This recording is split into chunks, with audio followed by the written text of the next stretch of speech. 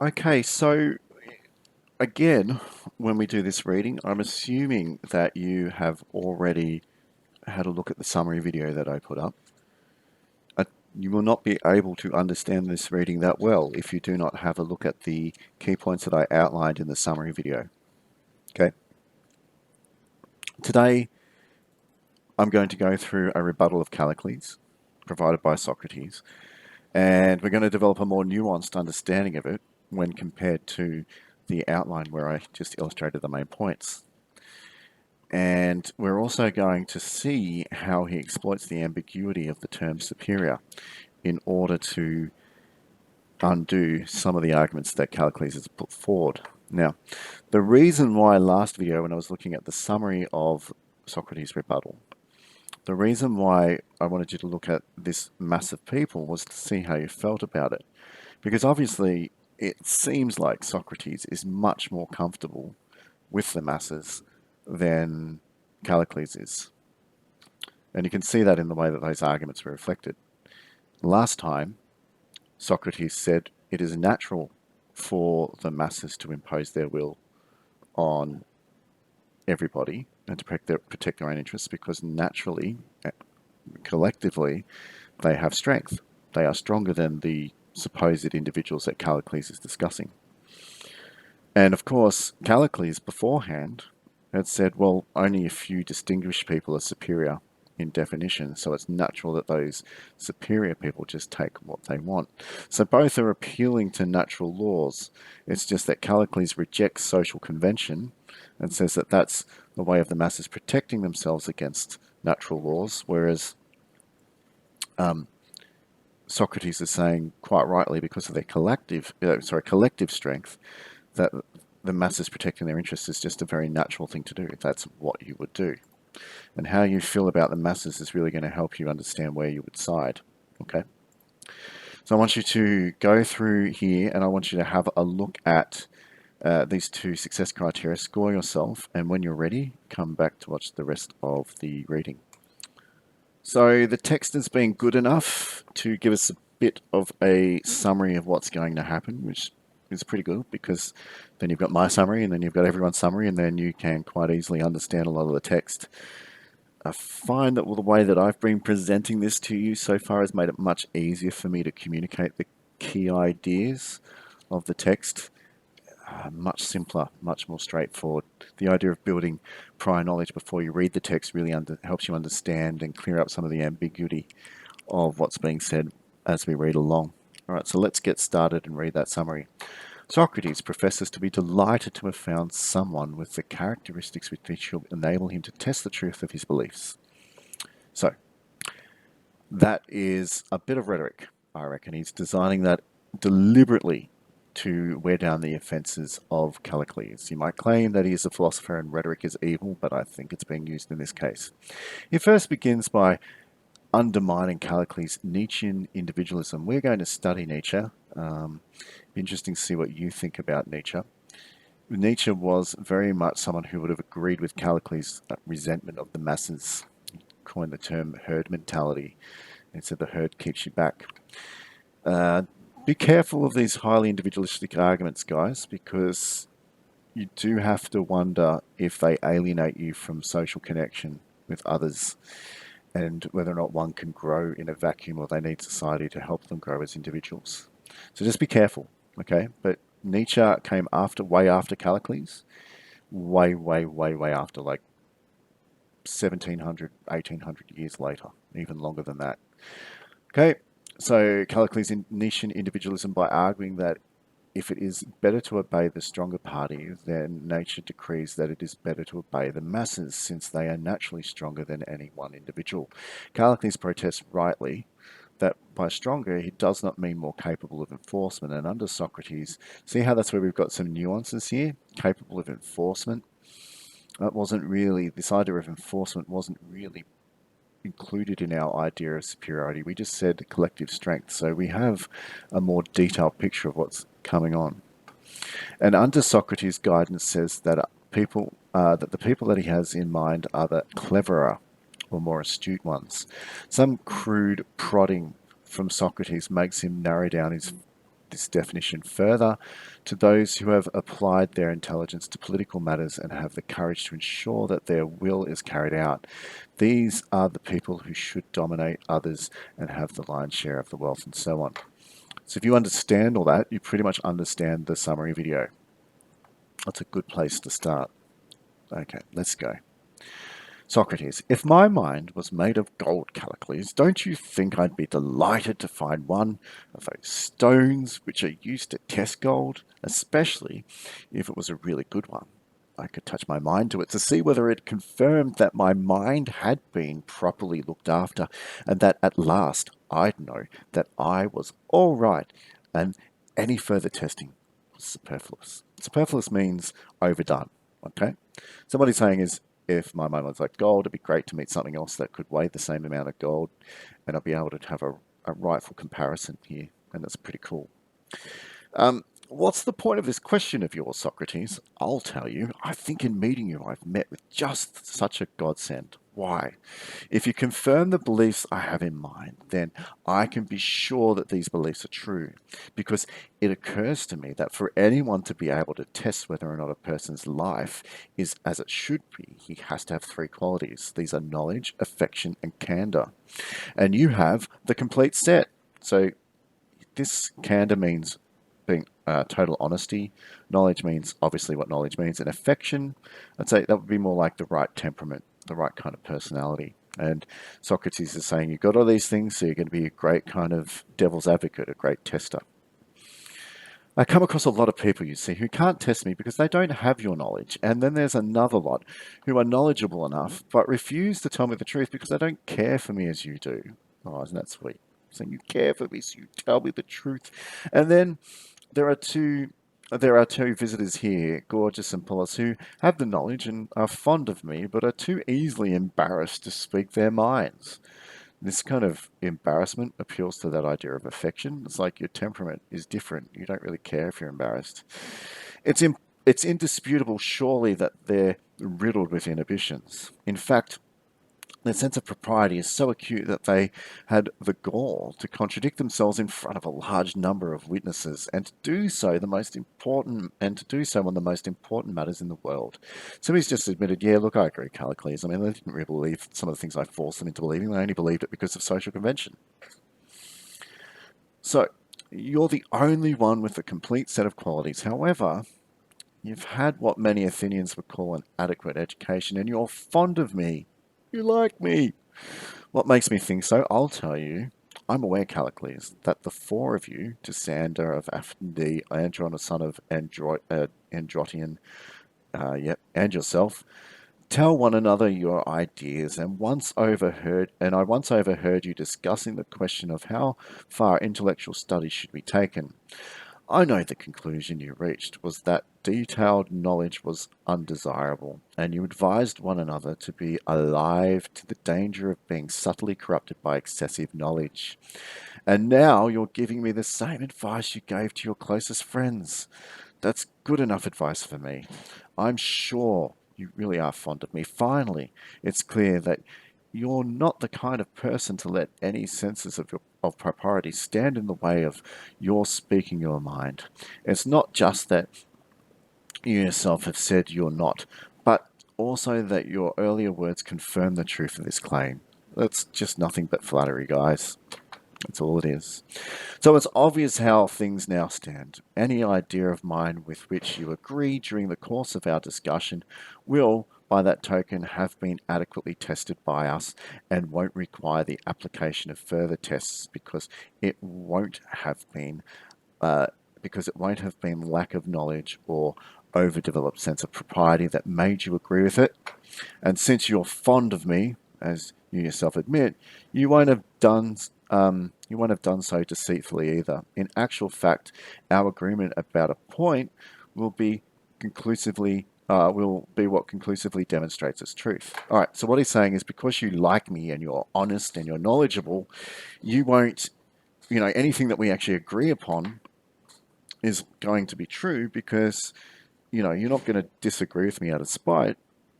You're not going to disagree with me just to win. You're going to agree because you just agree. Okay. And that's where we're going to achieve some kind of higher truth by consensus. What sort of person should one be? What should a person do with his life, and how thoroughly should he devote himself to his chosen occupation? What should he be doing when he's young, and what should he be doing when he's older? The attempt to find answers to these questions is the finest work in the world, Callicles. You accuse me of being misguided about these matters, but if I'm going wrong anywhere in my life, the mistake isn't deliberate, I assure you, it's merely the result of stupidity on my part. So please, don't stop the kind of criticism you began, but let me hear a convincing argument about what I ought to do with my life and how to achieve that objective. So he's actually appealing to Callicles, saying, look, genuinely, tell me what you think I should be doing, because I'm not doing it deliberately. I mean, I'm not making these mistakes knowing that I'm making the mistakes. It's just because I'm too stupid to realize I am. So tell me what I should do. And if at any time in the future you catch me acting in a way that conflicts with any point on which I agree with you today, you can regard me as a total dimwit, and as so completely hopeless that you needn't criticize me ever again. Would you go back to the beginning, though, and tell me again what you think Pindar mean by natural right? So obviously this is the guy who coined the term or concept of natural rights or natural laws conferring on people natural rights that exist because of the way nature works. I'm right by remembering that, according to you, it's the forcible seizure of property belonging to the inferior people by anyone who is superior. It's the dominance of the worse by the better. And it's the unequal distribution of goods so that the elite have more than the second rate people. So he's saying, is this what you define as natural rights? You might want to record that. Natural rights equals, and just say something about the dominant people being able to acquire from the inferior their property and so forth. Let's have a look at that paragraph and write something similar. Of course, Callicles says, that is the view I expressed earlier, and you'd hear the same from me now. Do you distinguish between better and superior? So you're saying, look, are these words synonyms? I wasn't clear before either. Are you describing stronger people as superior and saying that weaker people should be subject to someone who is stronger? I think that was the point you earlier claimed, that it's in keeping with natural right for big countries to attack small ones. So here he's using analogy, guys. Big country attacks small ones because superior is stronger. Obviously, that would translate into individuals attacking the inferior. All right.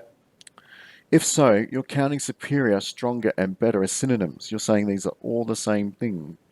Or is it possible for a better person to be inferior and comparatively weak, or for a superior person to be relatively bad? Or do better and superior mean the same? Please, can you define these terms more precisely and tell me whether or not superior, better, and stronger are synonyms? All right, I'd state unequivocally that they are big synonyms. Now let's think strategically about this. He said big countries attack small countries. If you automatically in your mind predicted that later on he's going to develop an argument of collective strength versus individual strength, because you knew what we were talking about in the summary, you would be correct. It's almost like it's being flagged by this analogy of countries. Okay?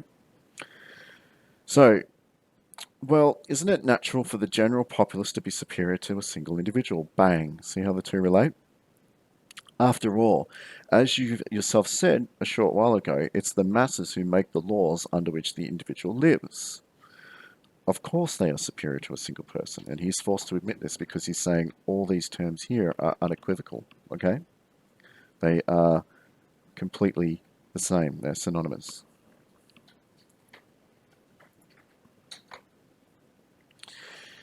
Of course they are superior to a single person. Doesn't it follow that any regulation prescribed by the masses is being prescribed by the superior group? Yes, so Callicles now is forced to admit that he was wrong. If stronger means superior, the masses are stronger by virtue of their collective strength. Take a note. It's being prescribed by better people then, isn't it? You said that superior means better, didn't you? All right, now here is where we need to explore whether or not we're committing the fallacy of the logical fallacy of, sorry, logical fallacy of equivocation. Right, so superior might mean better in some circumstances, but does it mean better in every single circumstance? Like, say, for instance, if someone was superiorly rich and they were rich in terms of their material possessions, does that mean they are better people? Maybe not necessarily. So you just keep that in the back of your mind. That's something to think about because superior can mean different things in different circumstances. But here, he's using this kind of ambiguity to force Callicles to concede that if superior means better, then the masses are better because they are stronger. And look, I can kind of see that argument too. I think that's not a logical fallacy, but some people could argue that it is. All right. From the standpoint of nature, then regulations are goods. And Callicles has to say yes. And then he says, well, then from the standpoint of nature, according to natural laws, then their regulations are good since the people who prescribe them are the superior ones. Agreed? And he goes, yes. And look, this does make sense. It's not some kind of wordplay. I mean, you think about it. If you had a bunch of really intelligent cooperative monkeys that had a couple of monkeys that were all about self-preservation, whereas the rest were about understanding the importance of the collective, if they got together and they said to the two more individualistic monkeys, don't do this because it threatens the survival of the group, that, and they could enforce it because they have the sheer strength, the sheer collective strength, then according to nature, that's just a natural thing that would occur, right? It's almost as natural as imagine a lion taking a zebra because the lion has the strength. Well, in this case, the strength of the collective has the ability to enforce its own interests, and that's just a natural thing. But it also agrees with social convention because, of course, the collective create the social convention. You need to note take that. That kind of concept needs to be ingrained in your skull, okay? So if the only definition of better is superior, then you would have to logically conclude that the masses are better. And Callicles is then forced into saying yes. Well, to cite another, your recent statements, the general populace rules that equal distribution of good is right and that doing wrong is more contemptible than suffering wrong, doesn't it? Is that so, or it's not? Be careful now. We wouldn't want it to be your turn to fall prey to a sense of propriety at this point. So we're saying, look, tell me what you honestly think. Don't just give in because this is what social convention says we should say. You need to tell me what you honestly think. But before that, he's saying if the masses have concluded that it's worse to do wrong than to suffer it, right? And it's better to distribute good amongst everybody. But and they are the superior, better object because collectively they are stronger, then aren't you wrong? You know what I mean? I mean, if that's what they think, then how can you be right? Yeah. And it says, but don't agree with me just on the sense of propriety. You need to tell me what you really think. Do they or do they not hold equal rather than unequal distribution is right, and that wrong is more contemptible than suffering wrong? Come on, Callicles, please answer. Your agreement would count as a confirmation of what I'm saying because it would be the agreement of someone with insight. You're saying you're actually smart, man. I'd take on board your words. Yes, all right. This is what the general populace rules. So here Callicles is not saying it's better. He's not giving in to this idea of superior or better. He's saying just general populace. All right. And Socrates says, but it isn't only just social convention then, which states that doing wrong is more contemptible than suffering wrong, or that equality is right. Nature endorses these views too. Now remember, guys, I'm going to say it again and again. Nature endorses these views because the majority of people who've come together to say these are the right views have the collective strength to enforce it and say it's right. Okay? So it's naturally right, but it's also socially right. Okay? And this all stems from the argument that Callicles put forward beforehand that some individuals who can distinguish themselves are better because they, by natural right, deserve it. Always saying, well, hang on, the collective deserves it because it's stronger than those individuals. So it looks as though you were wrong in what you were saying before, and also you shouldn't have used the claim that convention and nature are opposites to cast aspersions at me and accuse me of arguing unfairly. in the same sense that I know perfectly well that they're opposed. And so if a person is talking from the standpoint of nature, I steer the argument towards convention. And if he's talking from the conventional standpoint, I steer it towards nature. So saying, bang, gotcha, man. Socrates has outsmarted Callicles. The reason why he's outsmarted Callicles is he's saying what is socially, what we argue from the point of view of social convention can also be argued from the point of view of natural convention, right, or natural laws.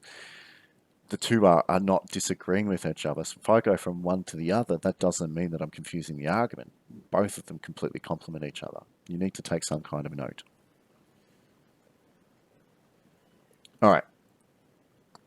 Oh, Callicles, won't he ever stop talking rubbish? Tell me, Socrates, doesn't it embarrass you to pick on people's mere words at your age? This is just wordplay, according to Callicles. You're just mincing words. It's got nothing to do with experience.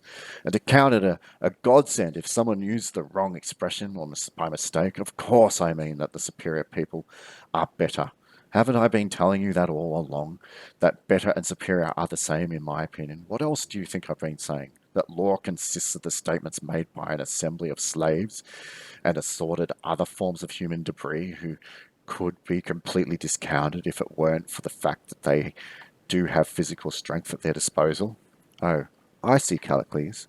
How very clever of you. So that's what you mean. Yes. Actually, my friend, I've had a vague suspicion all along myself that this is, or something like it, was what you meant by superior. And the reason I've been asking you all these questions is because I'm so keen to turn my vague ideas into proper understanding of your meaning. Presumably, you don't think that two people are better than one, or that your slaves are better than you. Now, he says your slaves are better than you because there's more of them, okay? Only saying you don't actually think that, do you, Socrates? Just because they are stronger than you, and they're stronger than you because they have collectivity, right? Would you start at your all over again? Then tell me what you mean when you call people better, since you don't mean stronger. And please use gentler words. Oh, sorry, this is what I'm reading from Socrates, all right? Yes. So Socrates is saying, surely you don't mean that superior. So you surely, okay, yeah. So, okay, sorry, guys. What Socrates actually means, and I need to make this really, really clear, is that, oh, I take your meaning, is kind of what he's saying. I see what you're saying. So you don't actually believe that people are better or more superior if they are in greater numbers.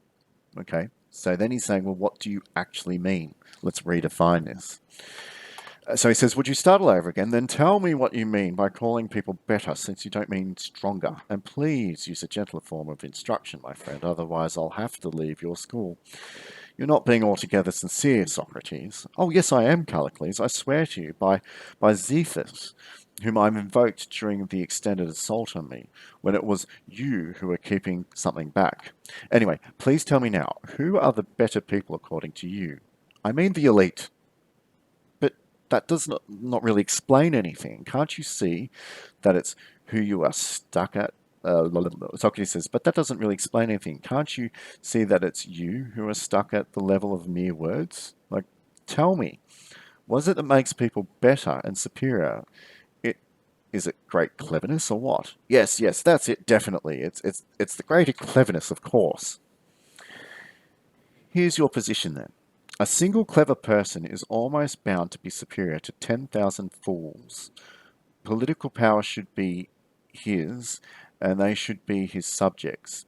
And it is appropriate for someone with political power to have more than his subjects. Now, I'm not picking on the form of words you use, but that, I take it, is the implication of what you are saying, a single individual being superior to 10,000 others. So this is where Socrates is basically saying, okay, so it's not about collective strength, okay, or collective capacity to enforce something. It's about cleverness to manipulate and work your way through social convention that makes you the better, the elite. So superiority equals cleverness. Betterness equals cleverness. You need to take a note about something like that. All right. And Callicles says, yes, that's what I mean. In my opinion, that's what natural right is for an individual who is better, that is more clever, to rule over second-rate people who have uh, more than them. Right? So sorry, second-rate people to have more than them. Yep. So the person who is more clever should rule over the many dumb others. Stop right there. Let's think about this assertion of yours. Imagine lots of us together in one place, just as we are now, with plenty of food, drink available. And imagine that we're a miscellaneous bunch, which means completely random. And in the sense that we cover the whole range from the strong to the weak. Now, among us is a doctor. Let's suppose, in other words, someone who's more clever than the rest of us about food and drink, and particularly perfectly plausible to suggest that he'd be stronger than some of us and weaker than others. Since he's cleverer than the rest of us, would he be better, more more of a superior dietitian? Oh yes, that is so. So here's where Socrates is being clever. He's saying, oh, you say it's clever people. Well, what about a doctor? And of course, Callicles is supposed to say, yeah, okay, I get that. But the thing is, the doctor is only clever at one thing, isn't he? He's not going to be clever at everything. So therefore, does this compromise his superiority in other circumstances? And I think that's what's going to be explored further. I'd say so. Is he to have more of this food than the rest of us then because he's better than us? Wouldn't it be more appropriate for him to use his position of authority to distribute all the food rather than squandering it on himself? It's true that if he wasted it on feeding his own body, he'd have the greatest share, but he'd also suffer for it. No, he should have more than some and less than others, shouldn't he? Unless he was actually the weakest of us, in which case he should have the smallest share, shouldn't he, Callicles, despite being the best. Isn't that so, my friend? You babble on about food and drink and doctors and so on, but you're missing the point. Isn't your point that a cleverer person is a better person? Well, is it or isn't it? It is. And that a better person ought to have more. Yes, but not more food and drink. Oh, I see. More coats, perhaps. The best weaver should have a larger coat than anyone else and should go around dressed up in a more gorgeous coats than anyone else, yes? What on earth have coats got to do it? When it comes to shoes, though, it stands to reason that the largest share has to go to the best person, which is to say, the cleverest person in the field. A shoemaker, presumably, has to walk around wearing larger shoes than anyone else, and more of them too. What have shoes got to do with anything? You keep coming up with these absurd notions, this absurd nonsense. Well, if that kind of case is irrelevant, perhaps you're thinking of someone like a farmer, for instance. He's fine. He's a clever farmer, very good at his job, and suppose he has to have more grain than anyone else and keep as much grain as possible for his own exclusive use. You're just repeating yourself, Socrates, saying the same thing over and over again. Yes, and that's not all, Callicles. I keep saying the same things about the same issues as well. God, yes, I agree. You simply never stop going on and on about cobblers and fullers and cooks and doctors as if they had the slightest relevance to our discussion. Well, why don't you tell us what is relevant? What is right for a better, cleverer person to have more of? And in what respect is it fair for him to be up on the others? Are you going to refuse to tell us, as well as rejecting my suggestions? But I can only repeat what I've been saying all along. The superior people, I mean, aren't shoemakers or cooks. Above all, I'm thinking of people who've applied their cleverness to politics and thought about how to run the community well. But cleverness is only part of it. They also have to have courage, which enables them to see their policies through to the finish without losing their nerve and giving up. Stop. There you go. We get his final definition of cleverness. So what's going on here is Socrates is saying your notion's kind of absurd. Like, really, does a farmer who's the best farmer deserve the most food? No, you'd need to exchange it for other things, right? Does a shoemaker deserve the best shoes? Well, no, that's a bit ridiculous. I mean, you should be selling them. You should be sharing them around. Just because he's clever doesn't mean he deserves more. Or just because he's clever doesn't mean he should have more. He should be exchanging these with other clever things. Oh, and there are lots of many different types of clever people in the world, actually. That's one major argument. But they're clever at different things. So if everybody's clever in their own particular way, how does this argument that superior equals cleverness work out? Because then, in many ways, just the masses might be clever just in their own individual specific ways. Take some notes. Okay, so we are finished very, very soon. So he basically comes up and says, no, look, the people that deserve the most are the people who are clever at politics and manipulating society at large to get what they want and have the courage and knowledge and capacity to do so. All right. To which Socrates replies, my dear Callicles, there's a very obvious difference between the charges we're bringing against each other, isn't there? Your complaint about me is that, in your opinion, I'm constantly saying the same things, whereas I find opposite fault in you. I think you never say the same things about the same issues. At one time, you claimed that it wasn't extra strength which determined whether or not people were better and superior. Then you said that it was extra cleverness. And remember, he's defining cleverness as existing in many different ways. So maybe you don't mean cleverness, you mean something more specific. And now you come up with something else again. Your present idea is that the superior and the better ones are the ones with extra courage. Please, Callicles, let's get this over with. Just tell me what it is that makes people better and superior in your opinion, and what they're better and superior at. I've already said that. They're clever at politics and they're brave. Political power within communities should be in the hands of people with these characteristics. I'm right, and right characteristics, and right consists in them, the rulers having more than others who are their subjects. Right? And that's what he basically says. You deserve more if you have the capacity to rule over society and manipulate the share towards you. Okay?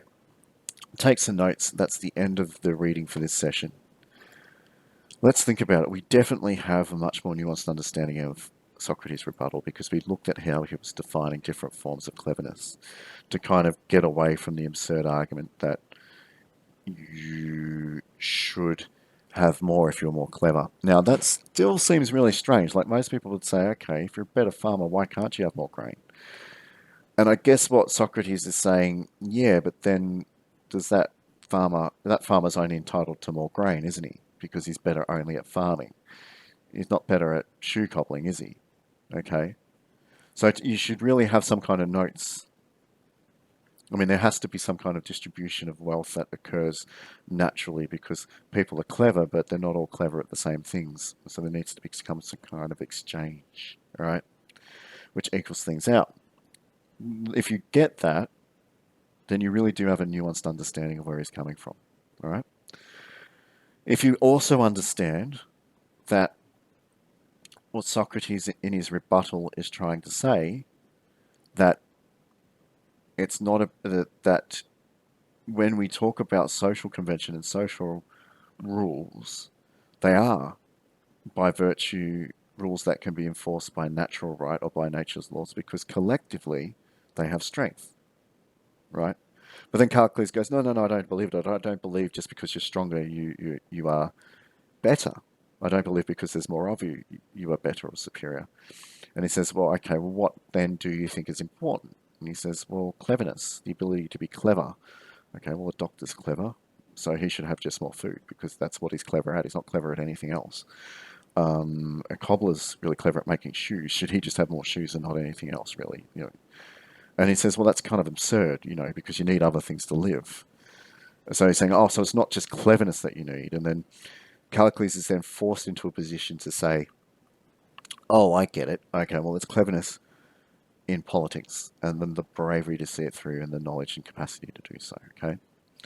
And we really do have a case where superiority and betterness and cleverness are being exploited, and superiority becomes a term that kind of redefines itself as we move through all the time, right? And, you know, even cleverness. changes, yeah?